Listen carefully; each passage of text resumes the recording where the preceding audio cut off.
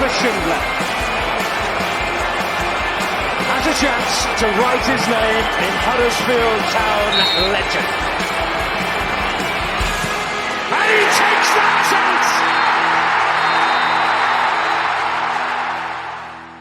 chance! Okay, no introduction because we've had a lot of pods in short succession, so let's get stuck in. It's the warm-up episode 119. It's Brady and Tom. It's the Ipswich Town preview. Tom, you have returned. How are you doing? I have returned. I am in an undisclosed location in a hotel in London, so I can't confirm or deny if I will make it through the night, Brady. We will see. I'm all right, mate, there. Yeah, I saw the Coventry game. I thought we did all right. There we go. Tom, please let the listeners know when this goes out because we're going out a little bit later. So, hopefully I've made it through the night. But we are joined by someone who's going to make it through the pod. It's Championship expert and Ipswich Town fan, Benjamin Bloom. Benjamin, welcome to the show. How are you doing? You're optimistic I'm going to make it through the pod. I like that. That's a good start. I'm great. Yeah, as we'll discuss very shortly.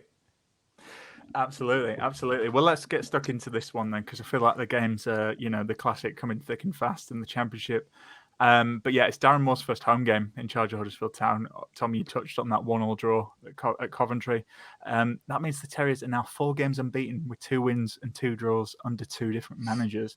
Who stands in their way? Well, it's only the season's joint top goal scorers, Ipswich Town, who are second in the table, having lost just once and won their other 7 games. Benjamin, we'll come on to Ipswich shortly, but for our listeners, I'm just curious to know, because this is a Huddersfield podcast, what do you make of the whole getting rid of Neil, appointing Darren Moore? I suppose that's a 2-parter, so answer it as you please. Oh, God. So we spent the whole of probably the second half of last season as Ipswich fans trying to figure out whether Darren Moore was any good or not, because we were up against Sheffield Wednesday. And I hate to tell you this, I still don't know the answer, because you can almost split it down into kind of compartments in terms of managing the expectation of what is a bit of a intense fan base and being statesman-like in the face of a lot of adversity at Sheffield Wednesday. He was magnificent, so likable to get all in his stride, and I mean this in the nicest possible way, because it's a great club, but that fan base is crazy with the expectations and the ups and the downs, and he was very, very level.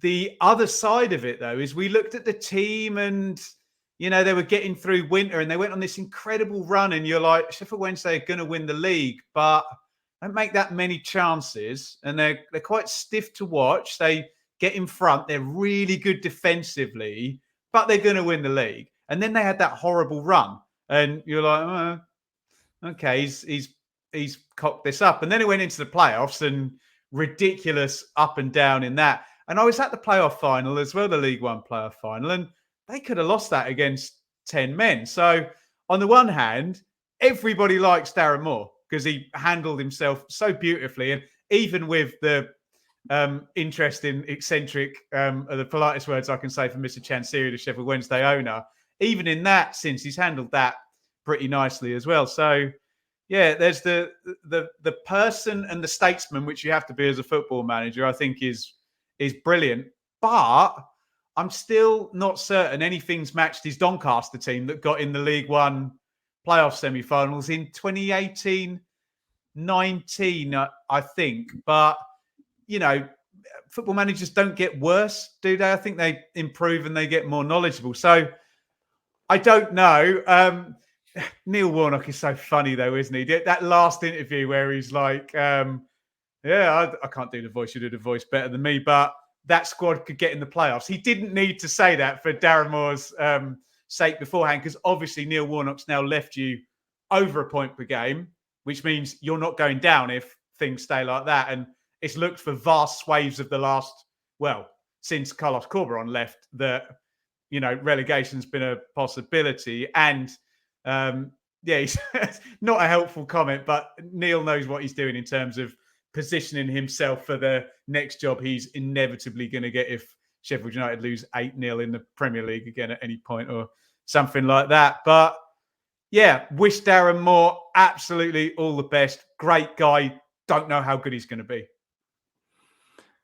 Yeah, I think that's kind of where the fan base is at. I mean, are you surprised of the timing of it? I mean, obviously we know a little bit more of the context of the club, but I mean, I'm keen to get kind of the outside view because I think that's kind of the main stickler. It's not necessarily that he's a bad appointment; it's just maybe getting rid of Neil and the timing of it. What are your thoughts on that?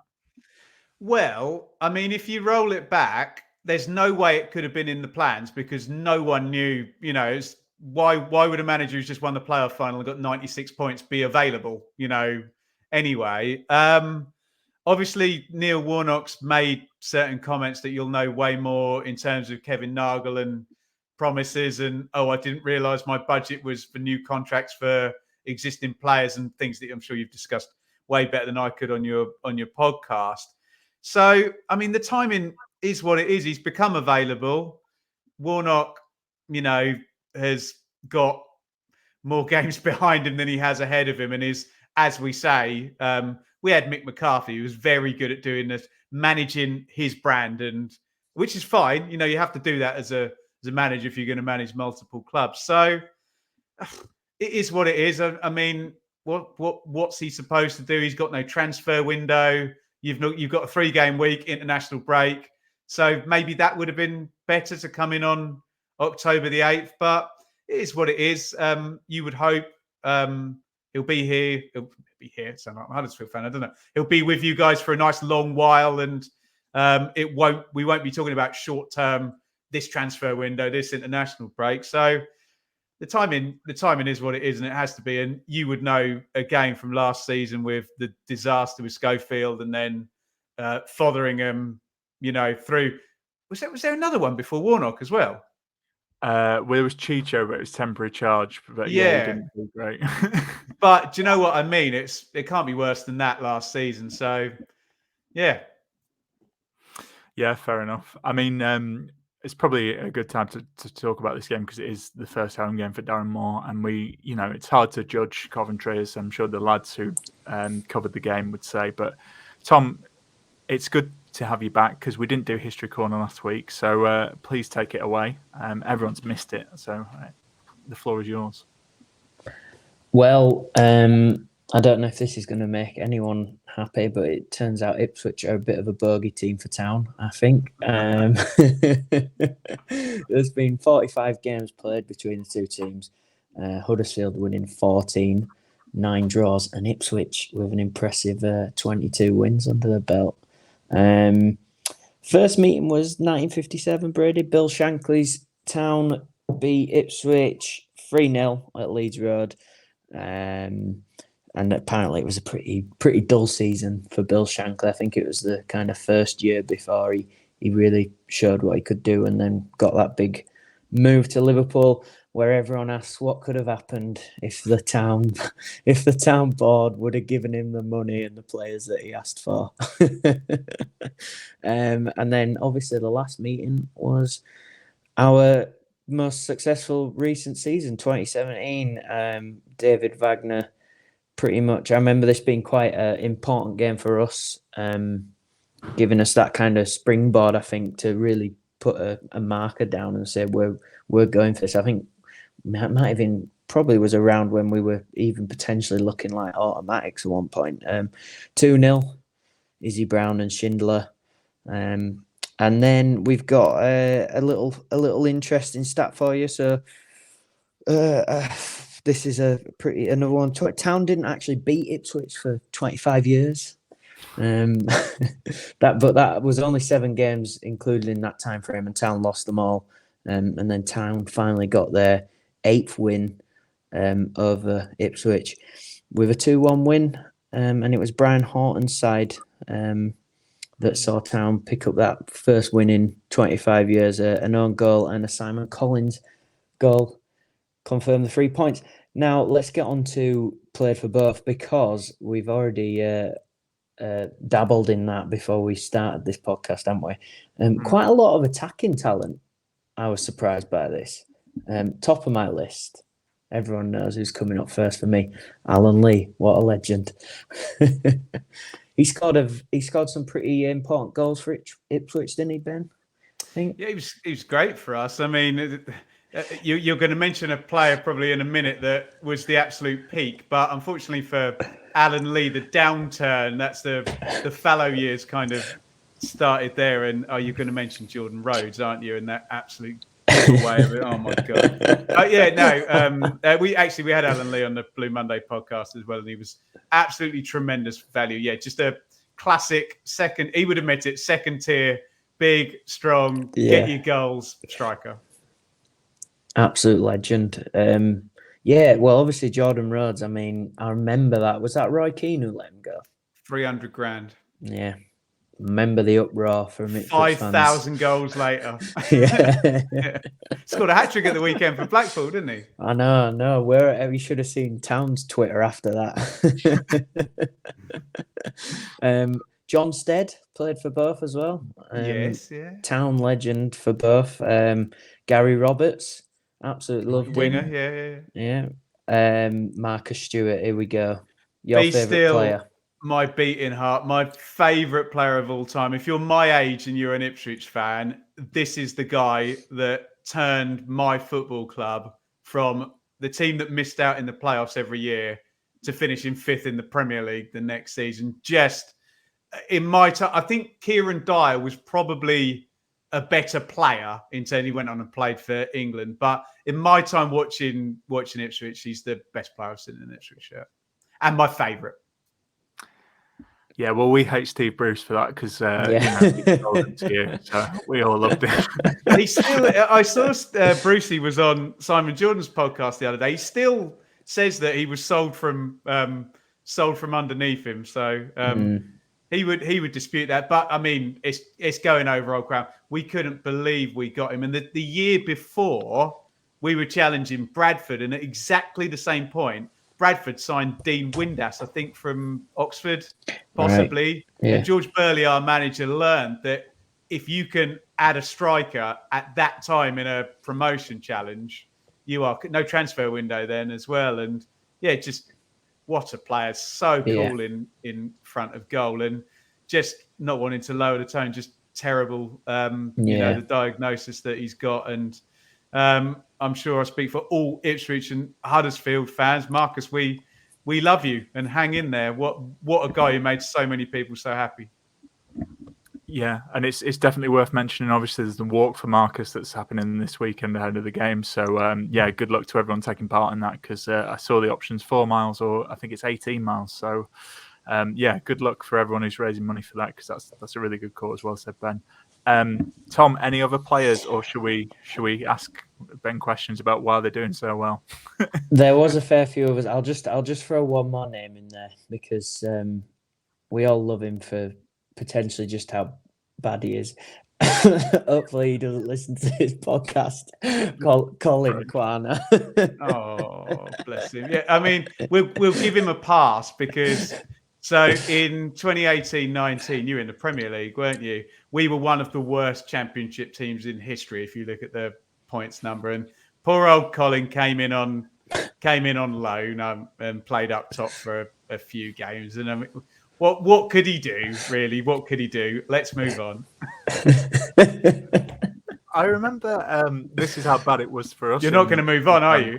No, I'm not. I'm staying there. You made us feel bad about Marcus. It's I remember did he score like a couple at the start, and it was so bad for us because it was second season of the Prem, I think, that people were like, "Why have we done this? Yeah, we can't score." So it was good that it didn't work out too well. Yeah. You could have put Ian Rush in that Ipswich team and he wouldn't have scored any goals. So don't. I think he might have scored. Ridiculously, on the last day of the season, we beat Bielsa's Leeds 3-2. I think they had 75 shots and an XG of 15 and managed to lose against us before they went into the plus. I think he might have scored in that game. But yeah, it wasn't a good time. It's not his fault. No. Big game player, obviously. That's what it is. Yeah. Brady, you're muted. You laughed that hard, Brady. I'm You gone. muted yourself. I did. I'm not. Can you guys hear me? Good. Yeah. Let's talk about Ipswich. It's because my mic doesn't want us to talk about how good Ipswich are at the moment. But what should we look out for on Saturday, Ben? Because I think there's a lot of attacking talent, and you just look like a very well-run side at the moment. So, but what should Town fans look out for? Oh God! And I don't want to appear smug. I'll acknowledge that my football team has not been good for many, many years. Hence, a lot of the players and silly sales we've just talked about. But turned Kieran McKenna. Beautiful pattern of play. Yes, we acknowledge in League One. I'm sure you moan about the parachute teams in the Championship. We were that in League One. We had more money than everybody else. We have to show enough humility to acknowledge that. That's not the case in the Championship, obviously. But yeah, just an incredible run to the end of last season. 13 wins in the last 15 games to sneak past a certain Darren Moore into second place. Incredible. It was 101, 98 and 96 points. So just a complete freak season, basically, where any other year, any of those teams wins the title by 15 points or something, don't they? But it just was what it was. What to look out for? I mean, a brave team, one that's going to circulate the ball and press. So an open team, Leeds scored 4 past us and Blackburn scored 3 past us at the weekend.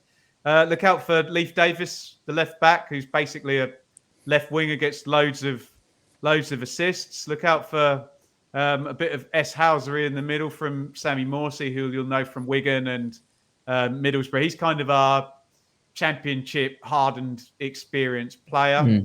Look out for Luke Wolfenden at the back, 24, English centre back, playing really, really well. Again, Paul Cook didn't want him, and Kieran McKenna. If you saw him now, you'd be like, who's that 24-year-old English centre back, and who's he going to be signing for next season? Fantastic. Nathan Broadhead, who is just really good. Injury problems at Sunderland. They loved him at Sunderland. Plays off the left and sneaks into we're a bit lopsided, so Davis will go down the left-hand side. Everything will move across and Broadhead comes in. And just look out for attacks. Connor Chaplin standing back on the edge of the box, waiting for the cutback and sticking it in the back of the net. It's lovely to say that everyone knows what we're going to do, and it's quite hard to stop when it's in full flow. But yeah, just a lot of momentum, a lot of confidence. And I say this because I've been on the wrong side of it so many times over the years. At the moment, if it's a coin flip, Ipswich are winning it. That's just the way it's going. If there's anything in the game that isn't intangible, it seems to be going our way. Substitutions go right, injuries for the opposition go right. Do you know what I mean? It's just one of those moments, very much like yourselves under David Wagner at the end of that season, where you're just on a roll. Even when he wrestled the players at the end of the season, and the Brighton players and the penalty shootouts and all of that, we're in that moment right now. It'd be nice to be in that moment at the end of the season, but yeah, just loads of confidence, loads of momentum, and all the intangibles, and yeah, good passing side that scores loads of goals. Mm-hmm. And Tom, we'll hear from the fan, because you spoke to for the fan phone in Benjamin Bloom for the Blue Monday podcast right now, didn't you? Yeah, I mean, it's such a good start, isn't it? I don't think it's as close as comparable as this, but when we got promoted back to the Championship, we had quite a good start under Simon Grayson, and I think we were up in 3rd or 4th, like after about 10 games. Tom, you've got 6 to 8 weeks of head start when you get promoted from League One, in terms of everybody else has changed their manager and that sort of thing. So, although ours looks a bit more tangible than that now. Yeah, but that's kind of it. Can you see it keep going? I mean, McKenna's done such an amazing job, hasn't he? I think one thing in this league is if you've got that depth, because if you got a couple of injuries, do you think the momentum would carry on? Is there players that can step up and kind of keep it going? I mean, we lost the goalie, who was one of our best players on the eve of the new season. So there has been a couple of injuries. Look, I know if you're talking about the Championship, within about 10 minutes, you're talking about parachute payments and money, aren't you? So look, in theory, there is no way that Ipswich should finish above Watford, Norwich, Leeds, Leicester and Southampton. It's just, if you look at the budgets and the chasm between the TV money the teams get, it is what it is. But you always know in the Huddersfield were in the playoff final in 21-22. Yeah. They weren't the wealthiest, but of all the other teams, they were the best organised under Corberon. Were really good on set plays and really consistent. And you'll tell me the number, didn't lose for 18, 20 matches throughout the winter. So it's been nice to be that team. Obviously, we don't have the depth of see Leeds faced us with an £80 million front line and they just ripped us a new one. In terms of can it continue, and this is not a cynical answer, it's obviously no, because it's been a freakish start. 7 wins out of 8 is definitely not going to continue. But, and we're all sat there on the Blue Monday podcast doing the maths, you do get to the point where if it goes on for 3 or 4 more games, and you do the maths, if you're just like the 12th best team in the league for the rest of the season, you'll get 75 points and you'll be in the playoffs. So that's the thing. Can you stick, say, even if it was, and it's not ridiculous now because we've won 7 out of 8, to say, okay, well, if you win 3 out of the next 6, say, and you've won 10 out of the first 14, it becomes like you're going to have to collapse to not make the playoffs. So you start to very quickly readjust your sights. Of course, there's going to be a bad run at some point, and you're probably going to think I'm a cantankerous so-and-so for saying this, but I wasn't looking forward to facing Neil Warnock. Yeah.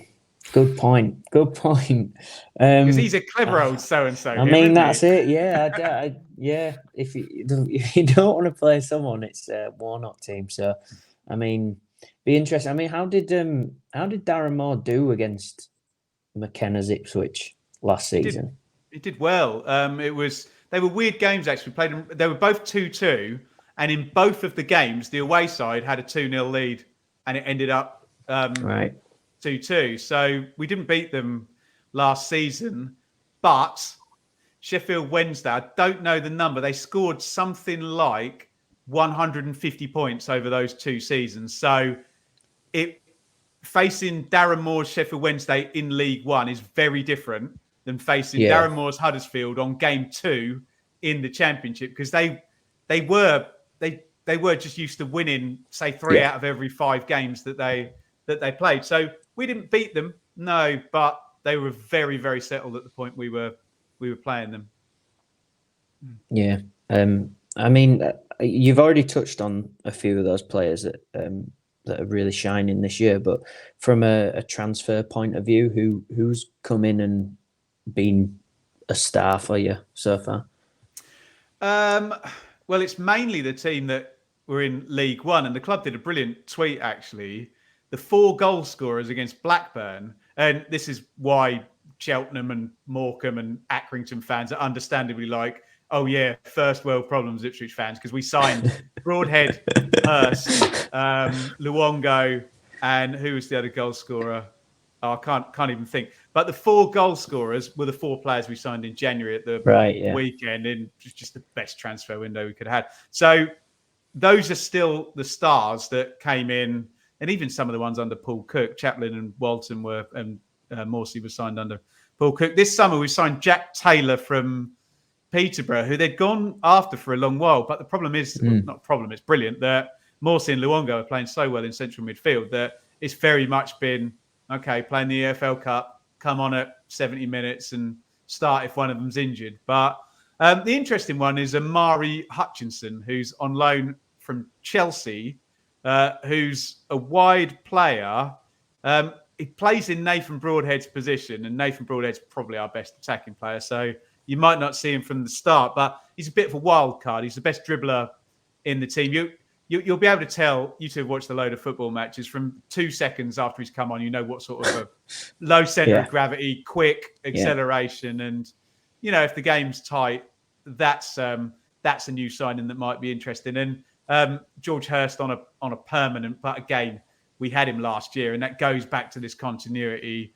This is basically the team that romped to second place in League One over the last 15 games of last season. So, I mean, normally at this point, Brady, we go into a bit about the match. I mean, how do you think you'll line up? I mean, have you been lining up differently away from home, or is it all pretty much straightforward? McKenna doesn't fear anyone, home or away. Being it's the end of a 3-game week, and am I allowed to break the fourth wall? We are literally playing right now in the EFL Cup as we're recording this. So the only question is that Hladky in goal, who had come in for Walton at the start of the season, is playing tonight. So some may theorise that Walton may come back in on Saturday. I wouldn't have thought so. I think he might wait until after the international break. So I would suspect Hladky, Clark, Burgess, Wolfenden, Davis, Morsey, Luongo, Burns, Chaplin, Broadhead, Hurst, the first team. If there's any slight tinkery... Oh, I'm totally wrong. Sam Morsey is suspended, which you'll be quite pleased to hear. That is good to hear. Central midfield. So it'll either be Jack Taylor, Dominic Ball, probably be Jack Taylor and Massimo. So a bit weaker in central midfield than we otherwise would be. But I don't know. He tweaked in the middle of the 3-game week against Southampton, so I think he'll go as strong as possible. And we play Hull on Tuesday in the next 3-game week. I suspect that will be where the changes are made. Could be wrong. Kieran McKenna knows way more about football than I do, and whatever he does, I trust after the last 7 months. And I suppose I'll just jump in here. Like, you're getting quite a grilling from us, but I suppose the one is obviously Kieran McKenna. From the outside, he's the next young hot thing, isn't he? What makes him so great? I actually saw you contributed to an article for Opta, and that was quite a good read. But yeah, just for our listeners, what makes him such a good manager? It's very calm, very sort of studious, considered, real modern manager. The days of I know you mentioned, Bill Shankly, but the days of that, kind of force of personality, larger than life. It's not quite like that anymore. Again, have to have the humility to acknowledge he had the biggest budget in League One, which helps. But Pep Guardiola has the biggest budget wherever he goes, and he's still the best manager. It's just that's the best manager gets the best budget because they're the best manager, right? But so the thing that impressed me most is he came with this Man United Tottenham pedigree and wanted it to be really pretty and joined up and playing through the thirds and pretty patterns. And for the first part of his tenure, probably the first 9 or 10 months, they were still susceptible to a wily League One team sitting in, getting you Cheltenham getting you on a long throw or something like that. And he adjusted really well. He learned that, you've got to be able to play, but in League One, you've got to be able to fight and you've got to be able to run as well. So he seemed to adjust on the fly to that really well, was very patient with everything. Every manager, and this really annoyed the Plymouth fans that came up against us, would say, oh, that's the best coach team we've come up against. We were prepared, but we couldn't get near them. We knew what they were going to do, but the patterns were so well rehearsed and they were so brave. So I guess it's the combination of having this belief and delivering it. And it's all well and good because Mark Fotheringham probably had a belief and delivered it. But if that belief doesn't transmit into winning football as well. So, and he's just got a bit of a Midas touch at the moment. It just seems that everything he's doing is he rests the player that comes in scores. He substitutes the player that comes on scores or whatever. He changes shape, clean sheet, all of that stuff. So just, so much of football is intangible and confidence and momentum, isn't it? And they've got that as well. It's difficult because you know what snowflakes football fans are. So the Ipswich fans, on the one hand, say, "Oh, he's the best young manager in the country," and then start crying at the idea that a Premier League team would want to take him. But I mean, go figure. If he's the best young manager in the country, he's not staying at Ipswich, is he? So you can't have your bread buttered on both sides like that. So look, if I don't know what job would tempt him. The good thing is now you would say, oh, a parachute team. He'll go to a parachute team because he can get into the Premier League, but we're above two of them. So, it's so you just wonder if a Crystal Palace or some stable Premier League club, I would have said Leicester before last season, some job like that comes up, you would think, okay, if he's as good as everyone thinks and is saying he is, then thank you and thanks for the memories, and please can we get someone half as good? Well, that's it from me. Tom, do you have anything else before we move on to Kwana's questions? Anything you want to grill? No, I don't think so. Are we doing a score prediction now, Brady? We've got that off the list. Yeah, why not? No one ever gets them right, but let's see. What's your score prediction, Ben? For this game? Well, we scored in every game, but you're going to be a lot tighter. So I think maybe under 2.5. Am I allowed to predict Ipswich to win? Is that too? Of course you are. Yeah, I am. Brady has. 1, Huddersfield 0, Ipswich 1. Okay. I would make me so happy. I'd take that. Yeah. Stop it. Okay. Well, let's move on then, because we'll finish with Kwana's questions. Okay. So the question this week for the listeners was, what's the most unexpected thing to happen to you at a Town game? Because we've said Town here, Ben, you can say that for Ipswich as well. So I'll read out the listeners' responses and then I'll ask you both for yours. So the first one was Mark Harrison. He says, I went to a Town match at Leeds Road versus Leyton Orient in 1982, and the club were doing a reduced entrance fee for juniors. So I got to sit in the seats for the first time. Town won the game 6-0. That wasn't the surprise. I mean, I would say it probably is. But he says in the row behind me, amongst the kids, was Brian Clough.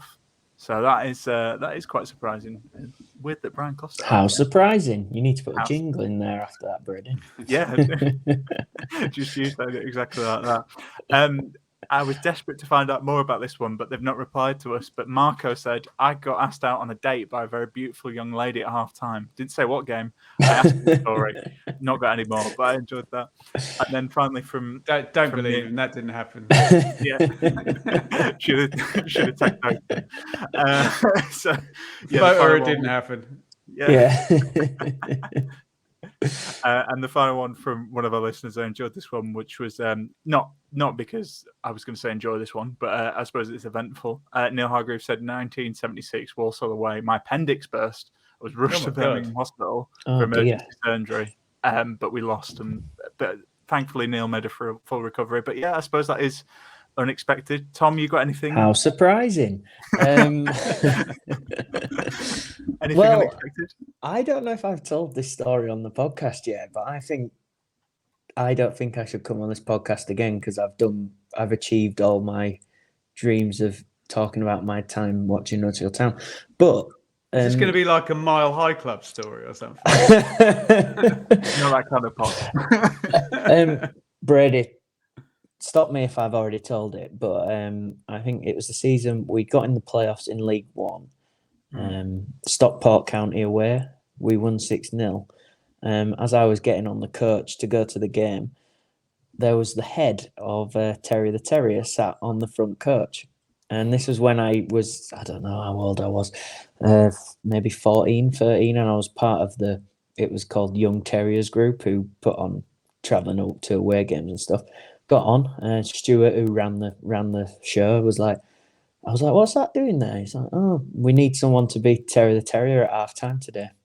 And I was Terry the Terrier at half-time during Town's 6-0 win away at Stockport, and I took part in a mascot race. So that's my most surprising thing to happen to me at a Town game. Did you win the mascot race? It was a joint one, right? Oh, right. But it was there was some cheating going on. Apparently the Stockport Bear kicked the ball at the same time as me, but Town fans were fuming. It was an amazing experience because it was the closest I will ever get to feel like I'm playing football in front of Huddersfield Town fans. Like, I was chasing after this ball and I could just hear Town fans go, "Go on, Terry! Go on, Terry!" And then missing from about 5 yards out and my head nearly falling off. It was brilliant. Oh, I'm going to get in mine quickly because mine is very boring in comparison. But do you remember? Do you remember, Tom? We played West. I think it was West Brom in the Premier League. It doesn't really matter about the game, but Schindler got a yellow card and he made a foul, and we all knew what was coming. It was going to be second yellow. He was going off. Remember? Yeah, it was West Brom. Yeah, West Brom. I was sat where my season ticket were. We were front row, and I was like, I had a look because I felt something brush my hair, and a guy had jumped over me. Because he was so angry. So he was sat behind me, jumped over me, and then go volley one of the gates. He was so annoyed that Christopher Schindler got sent off.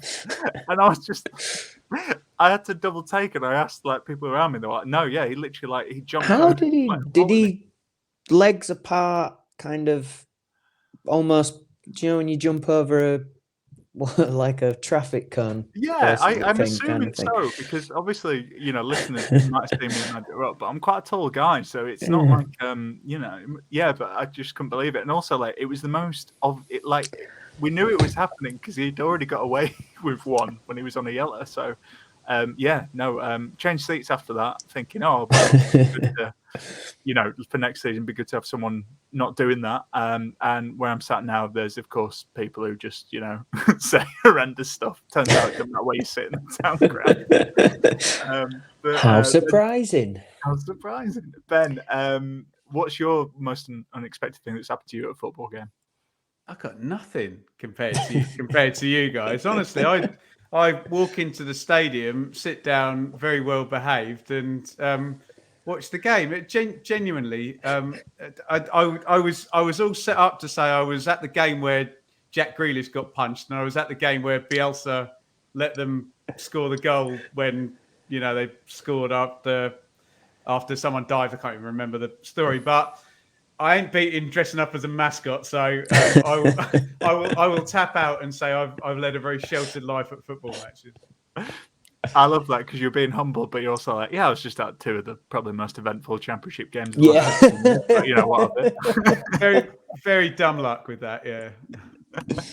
Well, there's still time. You could be a mascot. What's Ipswich's mascot? Actually? Let's get into mascot. Bluey. I forgot.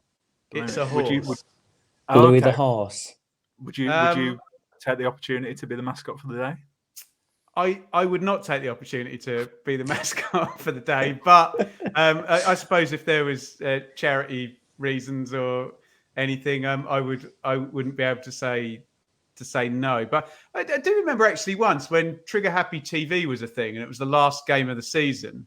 I didn't have one, but all of my mates, I didn't get the memo about this, had those big animal heads, and we're all fighting each other like used to happen. Was it Derby County? And we would have actually got in the Champions League if Liverpool hadn't have won and we'd beaten Derby, and that's ridiculous. But again, I'm boring, but I just remember it's a bit sweaty and smelly, the heads of these big animals. So I would prefer not to, but obviously in the right situation for the right cause, wouldn't ever turn it down. Well, I can Such still a politician. I can still smell it now, but it just brings back good memories. Oh, okay. No, we love mascot chat on here. I hadn't even mentioned this to you, Tom, before we go to the break. I went to see Wimbledon, and they have a Womble, Hayden the Womble, and I love this because he carries around with him a big blue recycling bin, and he smashes the lid to get the chance going. So excellent. I managed to get my missus to come to West Brom with me once, and there's that ridiculous. It's a boiler. It's an ideal heating boiler. And I can't believe it's still that's going. That genuinely her favourite thing that's ever been. It's like he's dressed as a boiler. That's ridiculous. It's not like an animal. What are they? The baggies? Why is he a boiler? Literally the whole game. I've never seen her so engaged. She's normally there on her phone or reading a book or whatever, just coming along for the ride and the dinner afterwards or whatever. But yeah, the West Brom boiler was, if you want mascot chat, there you go. That is so great. funny. Mascot. I love that mascot. Kevin Nagel, if you listen, have some ideas. But we are approaching our half time here, so we're going to chat more about mascots. But yeah, if you are heading down to the game on Saturday, don't forget you can get your beers at Magic Rock. But if you can't wait until then, why don't you head online to magicrockbrewing.com, use our code AHTTT10, and you'll get 10% off all online orders. Yeah, it'll be just Tom and I after the break because. But we'll talk a little bit about Huddersfield and what Tom thinks about Darren Moore. So we will see you then.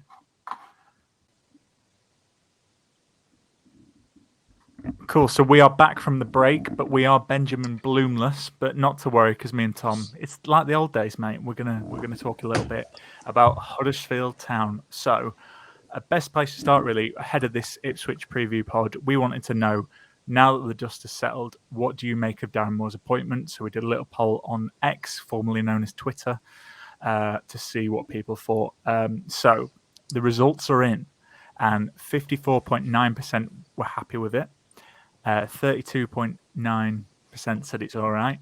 11.5% said I should have stuck with Neil, and 0.7% was other.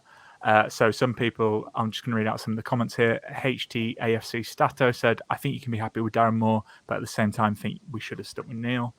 Jay Bentley said, I'm happy. Some fans have complained about the boom or bust nature of the last 15 or so years, and Darren Moore is the opposite of that. He's less of a gamble, and hopefully he's here for the long term to build something sustainable. But as great as it is to hear from our lovely listeners, and do keep those questions coming in, I want to hear about a man who was not here last week while this was all kicking off. It's Mr. Tom Bradshaw. Tom, what do you think of the appointment? I don't know, Brady. It's a weird one, isn't it? I think if Darren Moore's appointed in the summer, then I'm probably pretty happy with it, and I think that is a good appointment.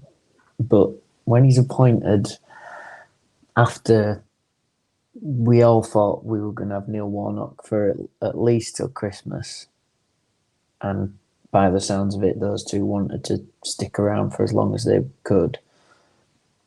I don't know. Like, that's it's not the disappointment of the appointment of Moore. It's maybe it's the disappointment that Warnock and Jepson wanted to stay on, and does feel like those two were a sure thing of us staying in the division this year and potentially just having a really boring mid-table finish season. Whereas now you're asking a lot of a guy who hasn't brought in any players of his own to now come in till Christmas, and surely the target is stay out of the relegation zone.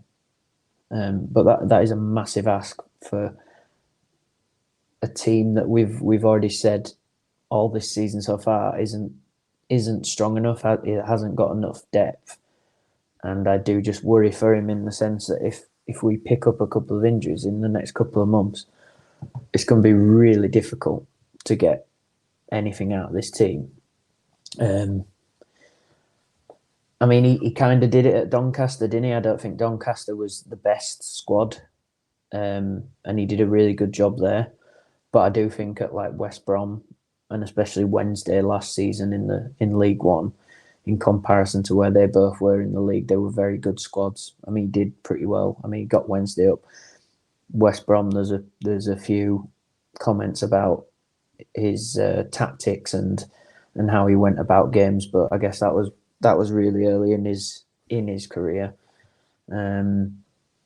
So it's a really difficult question, Brady. I really like the guy, but it's the risk. I just think it's a big risk when you add Warnock and Jepson. Yeah, no, I think you're entitled to your opinion, obviously. But I wouldn't be a good host if I didn't put a bit of a, a different alternative view on it, which is, if we believe what the club are to say in terms of long-term appointments and supporting him, do you think, I'm not saying who's better, Darren Moore or Neil Warnock, and I agree with you, the timing's wrong, but if they back him in January and do give him some players, does that make a difference for you if we see that? Obviously we've talked pretty much every week about the weakness in the squad. Does that change things for you if he is supported in January? Oh, if they back him, I mean, it's funny because I might have sounded a bit negative then, but I think he's a good manager, but it's literally like the ghost of Warnock will always be kind of hanging on his back, and the club now, if the club haven't got this right, that is the first thing the fans are going to go to is, well, Warnock and Jepson wanted to stay and you decided to make the move, which you kind of got to commend them for having a plan and saying this is our guy and going for it.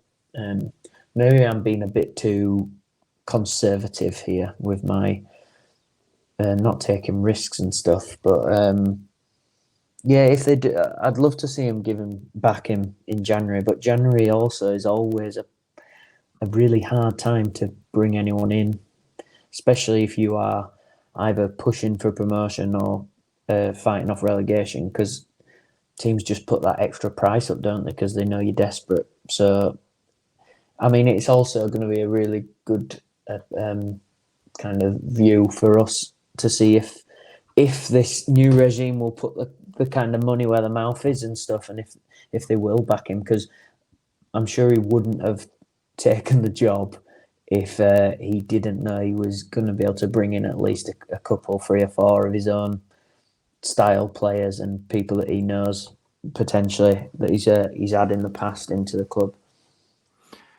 So I suppose my final question to you then is, like, based on what you're saying, you would have stuck with Neil and Ronnie then? Is that the main problem? You think the timing's a bit odd? If I was Kevin Nagel, if I was in charge of the Huddersfield Town, yeah, I would have. I'd have had him till the end of the season, but that's just my kind of maybe worry of. I just don't want us to be in another crappy relegation fight this season. I wanted a year of not worrying about it, and Darren Moore might bring that, Brady. Darren Moore might bring that, but I think the big word there is might, and I just kind of think Warnock and Jepson were on to a bit of a roll now, and you could really see the team kind of coming together under the plan and ideas of what he had, and he was starting to give the likes of Harrott and Hudlin a shot, and they were starting to shine. I mean, fair play to Moore, he brought them both on last night against Coventry, so hopefully that's a sign of things to come. But yeah, maybe I'm just being really cautious with my views on this appointment, Brady, and I'd have stuck with them for the whole season if they wanted to stay, and by the sound of it, they did. Well, yeah, listeners might feel like I'm not saying, but if you do want to know what I think, it's probably a good time to plug this. Matt and I did a special episode about a deep dive into Darren Moore. I'd recommend you listen to it because you don't have to hear from me half the time. It's mostly interviews with other people who are fans of the teams he managed and Dom Howson. And most of all, there's an excellent song from Adam Jarrell. I think that's the best feedback we've got about it, so probably worth listening to it just for that. We'll come on to this game then, Tom. Ipswich, decent start to the season. We kind of touched on it earlier at the start. Are you worried about this one? Because I am. Yeah, kind of like what we've touched on earlier. I mean, they're in such good form, aren't they? It's going to be such a difficult game. I mean, they've just been so good this season.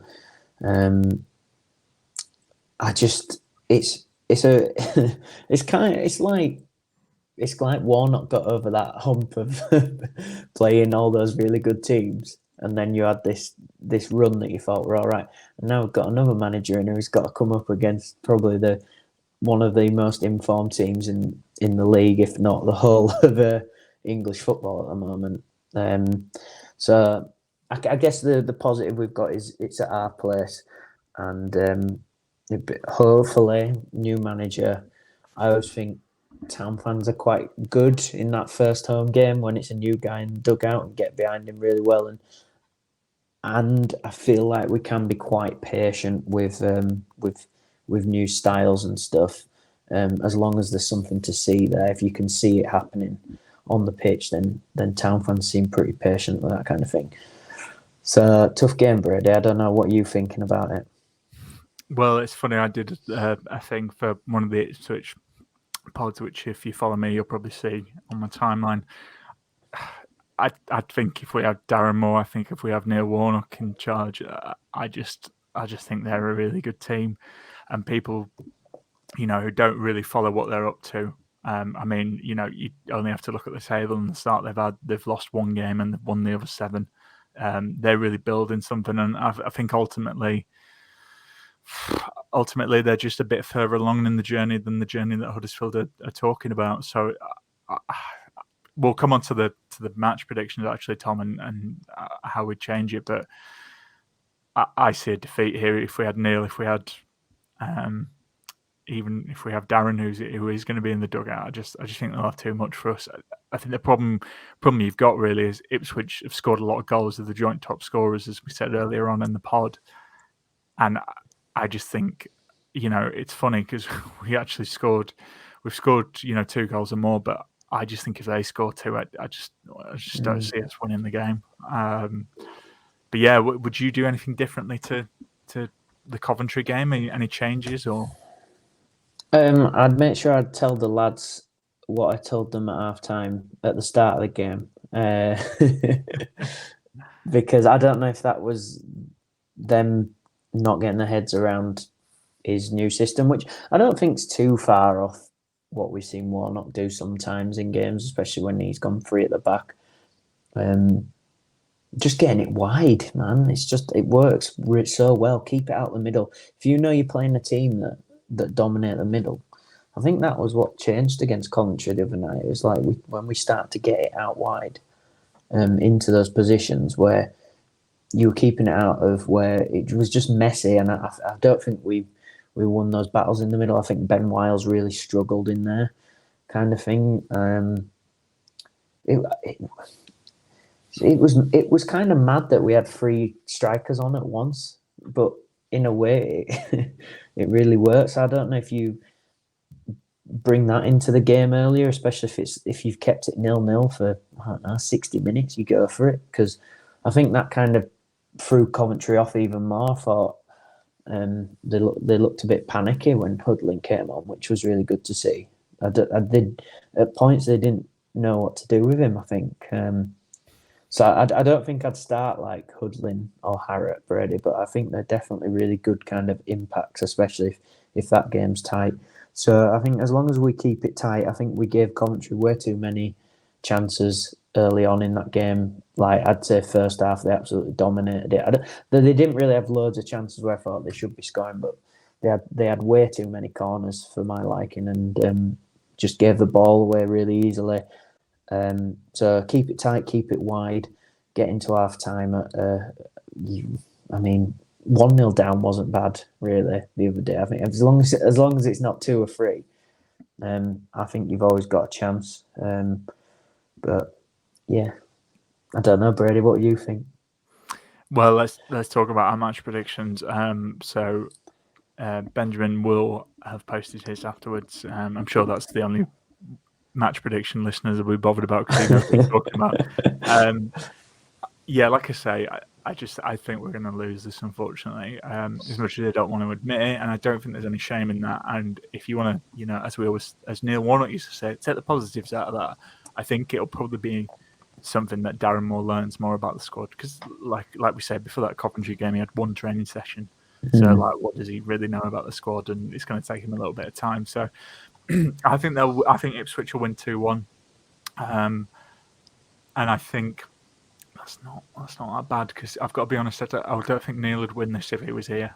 We'll never know, but I don't think we're going to get a result here, unfortunately. And I think again, like we said a lot last season when we weren't doing well, it's about the manner of the defeat. I think if we give a good out of ourselves, I think people, obviously you never like to lose, but you'd probably be like, oh yeah, fair enough. So yeah, I'm going 2-1. I think Jack Radoni's going to score it. I just think he's. I know he's on a little bit of a run, and he's getting into positions. So yeah, I expect him to score. What about you, Tom?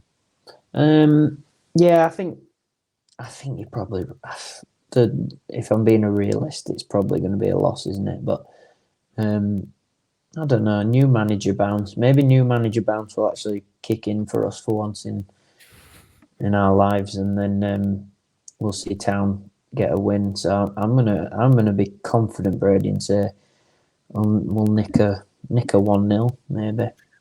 Oh, go on then, Tom. Who's getting the winner? Let's go for Burzog. Oh, delicious strike from Delano. It's going to be a very tough game, isn't it? But I think, like we were saying, if we see something like that first half against Coventry, I didn't see anything. I didn't see a system. I didn't see how he was asking the players to play. But that second half, I was like, right, this is it. This is how we're going to play. I can deal with this kind of thing. I like it. Use the flanks, attack down wide, get balls into the box. I mean, Sorba Thomas was great when he came on Monday as well. So yeah, 1-0. Come on, let's have a nice start to the Moore reign. I will certainly be wanting more. Right. Well,